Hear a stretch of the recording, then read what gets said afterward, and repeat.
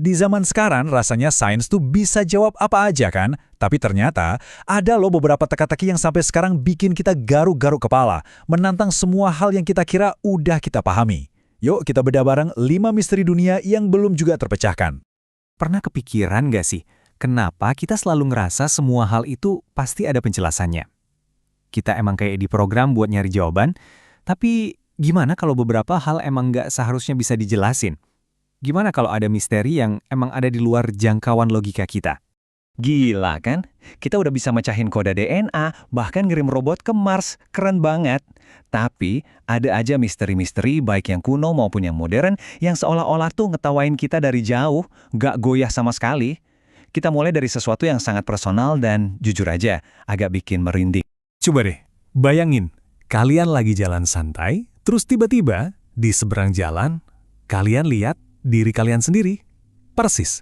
Ini bukan cuma orang mirip ya, ini yang namanya fenomena doppelganger, sebuah misteri kuno tentang identitas, dan mungkin sebuah pertanda buruk. Doppelganger itu dari bahasa Jerman, artinya penempuh ganda. Dan menurut kepercayaan lama, kalau sampai ketemu sama kembaran hantu kita ini, wah itu bukan pertanda bagus. Katanya sih, itu pertanda kematian atau nasib sial udah di depan mata. Salah satu cerita yang paling bikin merinding itu datang dari Presiden Amerika Abraham Lincoln. Jadi suatu malam setelah dia terpilih, dia ngaca dan lihat ada 2 pantulan dirinya. Satu ya dirinya yang biasa, tapi yang satu lagi pucet banget kayak hantu. Nah, disinilah ceritanya jadi makin serem. Istrinya, Mary Todd, langsung ngartiin penglihatan itu sebagai firasat.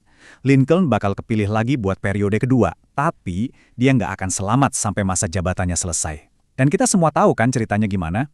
Ramalan itu benar-benar jadi kenyataan. Cuma kebetulan, atau ada sesuatu yang lebih dari itu? Oke, dari misteri yang sifatnya personal, sekarang kita loncat ke sebuah teka-teki raksasa yang ditinggalin sama satu peradaban kuno. Yuk, kita ke dataran Salisbury, tempat berdirinya Stonehenge. Biar kebayang segede apa ini, batu-batu birunya aja nih, yang lebih kecil, beratnya masing-masing sekitar 4 ton. Itu setara sama 2 mobil sedan. Dan itu baru yang kecil loh. Dan yang lebih gilanya lagi, para arkeolog udah berhasil ngelacak asal batu-batu ini. Ternyata dari tambang di Wales Barat, yang jaraknya 225 km dari Stonehenge. 225 km. Jadi pertanyaannya gini, 5.000 tahun yang lalu, tanpa teknologi modern, tanpa truk, tanpa derek, gimana caranya orang-orang zaman dulu bisa ngangkut puluhan batu segede gaban ini lewat darat dan air, terus nyusunnya dengan presisi yang pas banget sama pergerakan bintang? Gimana coba? Pertanyaan gimana caranya itu baru setengah dari misteri besarnya. Pertanyaan kenapa ini dibangun juga sama bikin pusingnya. Apa ini semacam kuil suci? Atau kuburan para raja? Atau mungkin kalender astronomi super canggih? Bahkan ada yang bilang ini tempat mendaratnya alien. Semua teori ada, tapi bukti pastinya nol besar. Oke, dari bangunan buatan manusia, sekarang kita geser skalanya lebih jauh lagi, ke level planet. Kita bakal ngomongin sebuah bencana besar yang ngubah kehidupan di bumi buat selamanya, tapi juga ninggalin banyak pertanyaan. Coba lihat deh perbandingannya. Di satu sisi, ada dinosaurus, predator puncak yang jadi penguasa planet jutaan tahun. Di sisi lain, ada buaya, kura-kura, bahkan ikan purba kayak coelacanth. Mereka semua ini hidup bareng dinosaurus, dan ya, mereka masih ada sampai sekarang. Nah, ini dia inti teka-tekinya. Oke, teori asteroid nabrak bumi emang ngejelasin banyak hal, tapi itu nggak ngejelasin kenapa kepunahannya bisa pilih-pilih gitu. Kenapa para raksasa yang perkasa ini musnah total, sementara makhluk-makhluk lain yang kelihatannya lebih lemah justru bisa bertahan dari bencana global itu. Misteri kita berikutnya, ini datang dari zaman modern, dan lokasinya itu di salah satu tempat paling terpencil di dunia. Sumpah, ceritanya ini kayak adegan pembuka film horor.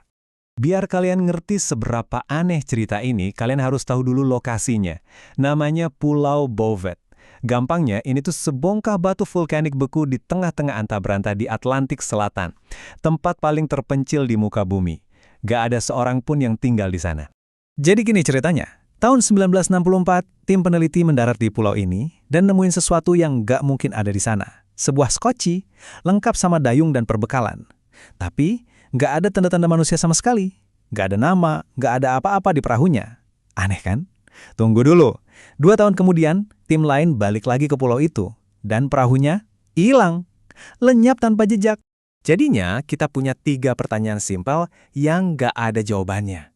1, gimana ceritanya perahu itu bisa nyasar ke tempat paling sepi di dunia? 2, apa yang terjadi sama penumpangnya?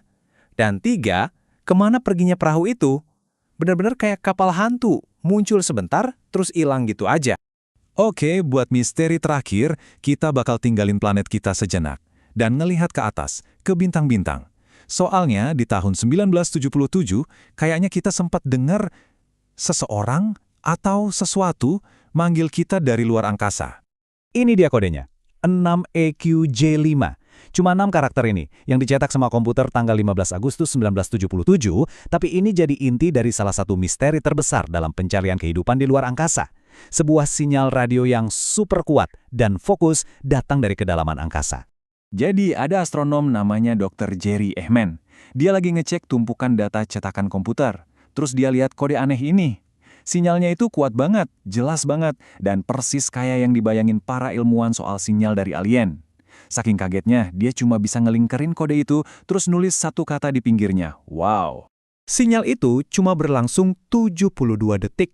Datangnya dari arah rasi bintang Sagittarius. Habis itu, senyap, gak pernah kedeteksi lagi sama sekali.